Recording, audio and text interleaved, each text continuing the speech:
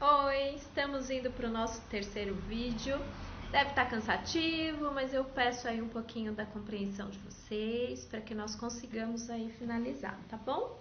Eu vou estar falando agora sobre dois impressos, que é o nosso impresso, deixa eu pegar aqui, que é o impresso sobre a ficha de evolução, né? E vamos estar falando também sobre o contrato, né? Que é fundamental. A ficha de evolução, depois que nós abrimos no prontuário, nós já explicamos como abre a ficha, enfim, nós teremos na pasta uma ficha de evolução mensal. Segundo o nosso CRP, nós temos que sim estarmos evoluindo o prontuário, atualizando as informações. Nós do Eu Psico optamos na atualização mensal, tá bom? Então, mensalmente vocês estarão atualizando as informações do paciente, que vai ser nessa ficha de evolução, onde ela tem um nome, olha, nome, sempre colocar qualquer ficha de paciente para não se perder fichas, né? Não ser colocado ficha de um paciente em outro prontuário, data. E aqui eu coloquei o número de sessão. Na realidade, aqui é para vocês colocarem se é a primeira evolução, tá? Se vai ser a segunda evolução, a terceira evolução. Então, vocês vão colocar aqui o número, tá? É uma ficha que tem 4 espaços para 4 evoluções, tá bom? Então, é isso que nós vamos fazer. Evoluir, né? O que é evolução? Evoluir, ou seja, colocar o crescimento ou desenvolvimento daquele caso.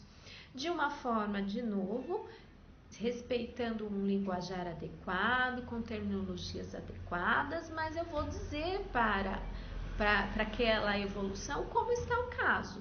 Então, o paciente que era muito ansioso, que não tinha uma vida social, a partir de agora começa a ter uma vida social. Em picos de ansiedade, ele utiliza-se de algumas técnicas de relaxamento e ele mesmo tem um autocontrole. Não teve nenhuma, nesse decorrer dessa evolução, não teve nenhuma ida no psiquiatra, ida no pronto-socorro. Então, eu vou contar um pouco desta história e se o meu segmento do plano terapêutico, se eu conseguir cumprir, se eu fui cumprindo e foi havendo essa evolução de uma forma sucinta, sem grandes exposições do paciente, mas de novo não podemos ser rasos, né? Eu tenho que ter uma coerência no que eu estou colocando em relação à evolução. Que nem sempre é um crescimento, é um desenvolvimento, é uma evolução. Às vezes o paciente tem até uma regressão, mas eu estou contando, este mês, devido a um luto, ou devido a uma perda de emprego, ou até mesmo uma questão psíquica dele, interna, de algo que a gente mexeu, de algum tempo, de algum assunto que a gente entrou, trouxe aí um quadro, picos de mais ansiedade. Mas eu vou contar, tá? Eu vou contar a evolução do quadro aqui, vocês veem que nem tem tantas linhas para que realmente nós consigamos aí ser sucinto, tá bom? Então, essa é a nossa ficha de evolução. Conto com todos vocês no preenchimento. Sempre na ficha de evolução tem aqui no final se o paciente vai dar continuidade e sempre assinar e carimbar, tá bom? Às vezes acontece que a minha primeira evolução e o paciente já desistiu, eu vou colocar a desistência.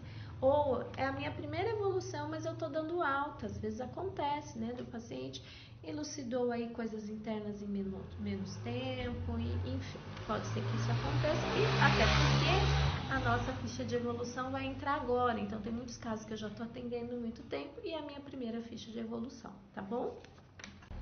Agora nós vamos falar sobre contrato, que é fundamental, em qualquer relação que se estabeleça. Contrato bem feito, ele é sim pra gente o desenrolar do tratamento, Se você faz um contrato mais ou menos, você vai ter um desenrolar do tratamento mais ou menos. Aqui eu tô falando de combinados. Eu falo que quando se casa é um contrato, quando vai alocar um espaço é um contrato, isso é feito no início. Então, eu sugiro com que vocês façam no início esse contrato, tá? Existem algumas formas. Existem profissionais que pedem para o paciente ler, tira as dúvidas. Existem profissionais que vai lendo com o paciente. Existem profissionais que eu já até ouvi que manda o paciente levar para casa e depois traz e lê e assina. A única regra que eu preciso que vocês tenham é: contrato precisa ser assinado. O paciente precisa assinar que ele está ciente de todas as informações. Então, tanto você, enquanto contratante, quanto o paciente. O contrato é com a ONG? Ele está fazendo um contrato com a ONG e eu sigo. Mas a gente não pode esquecer que este paciente tem um representante e é você. Você, enquanto profissional, é representante. Então, você precisa ler e fazer esse contrato adequadamente com esse paciente. No Eu Psico, nós optamos em fazer um contrato no papel, né? Você, na sua vida particular, no seu consultório, você tem um outro tipo de contrato, mas aqui é no papel. Então, é no papel que eu preciso trabalhar com o paciente. Desde o início, né, onde eu vou colocar quem sou eu como representante que estou atendendo o paciente, os meus dados, informações sobre o paciente. Vou definir com ele o dia, o horário de sessões, o tempo da sessão. Isso é fundamental deixar muito claro, que não é o dia que ele quer, um dia ele quer de manhã, um dia que ele quer à tarde. Não, existem outros pacientes, por isso que a gente define uma agenda. Nós vamos estar falando com ele sobre pagamento. É fundamental que se discuta sobre isso, que fale sobre honorários com o paciente. Que existe sim um honorário que está sendo pago para a ONG, para que a ONG continue funcionando, para que a ONG continue tendo espaço para outros pacientes, que você é voluntário, mas como representante é para você que ele vai estar pagando, né? E que este pagamento precisa ser combinado. Qual dia que ele pode? Ele pode por sessão? Ele pode por mês? Não importa, mas o que vocês acordarem que seja feito e colocado aqui. Pode mudar? Pode. Não é? Quando houver a mudança, que a gente venha e registre aqui também. A gente já combinou sobre isso, né? Então, tem que voltar e registrar. Mas eu preciso registrar, sim, essas informações sobre honorários, tá? Aí, a gente vai falar também na cláusula terceira, tá aqui, sobre obrigação do horário, né? Também tem isso. Ele combinou com você e ele tem que vir, assim como você, profissional, tem que atendê-lo, né? Não pode ficar faltando, ele está dizendo isso para ele, eu não vou ficar faltando toda hora, e você também, o ideal é que não falte. Por quê? Porque o trabalho, ele tem uma sequência, e essa sequência precisa ser feita com a presença. Sem presença não tem sequência, né? E a gente vai estar combinando isso com ele. E aí é na hora que a gente fala algumas coisas para ele, sobre faltas, né? Que o paciente, quando ele falta, ele precisa avisar, né, com no mínimo 24 horas de antecedência, para que a gente não cobre essa falta, porque se ela não for avisada, a gente vai estar cobrando sim essas faltas, tá? A gente também coloca aqui para o paciente que se ele desmarcar algum encontro por motivos particulares e nos avisar, ou até a gente, por algum motivo, precisar desmarcar, a gente vai tentar repor. Isso não quer dizer que a gente consiga repor, a gente vai tentar. Às vezes a ONG tem um espaço, às vezes a ONG não tem, às vezes o horário que ele tem não é o que o paciente tem, a gente vai tentar repor. Mas se a gente não repor, tudo que for relacionado ao paciente, porque ele faltou, e não foi avisado com antecedência, vai ser cobrado. Se ele avisou com antecedência, não vai ser cobrado, mas muitas vezes não vai ter reposição, tá? No caso do profissional, também, né? O profissional que falta enfim, não consegue repor, não vai ser cobrado o atendimento, porque não foi feito, tá bom? E a gente está dizendo que os nossos feriados não vai haver atendimento, porque é difícil, né? A gente não atende no dia do feriado. Mas se também tiver disponibilidade, a gente repõe. Se não tiver disponibilidade, não vai haver o atendimento, tá? Dizemos aqui, na nossa quarta cláusula, a responsabilidade do paciente e do profissional. Aqui a gente traz bastante coisas legais. Em qualquer trabalho tem responsabilidades que cabem ao profissional e tem responsabilidades que cabem ao paciente. O que cabe ao profissional? Ser ético, né? Ser responsável, cuidar dos sigilos e das informações do paciente, não faltar, né? Então aqui a gente está falando bastante coisa sobre o exercício da profissão, sobre a questão ética, fazer os direcionamentos adequados, caso a gente veja a necessidade, até mesmo de manejo. Não estou conseguindo ter um manejo adequado com esse paciente, não tem problema, mas que eu passe adequadamente para um outro paciente, para um outro profissional. Eu estou falando que se um dia eu vier me desligar da ONG, que eu vou fazer isso da melhor forma para que ele não seja prejudicado. Mas, enquanto ONG, a gente também vai dizer algumas coisas para ele. A ONG é um serviço social, que cobra de um serviço social, né? Um valor social. Então, aqui a gente não dá recibo para dedução de impostos, né? Até porque a gente é uma ONG, né?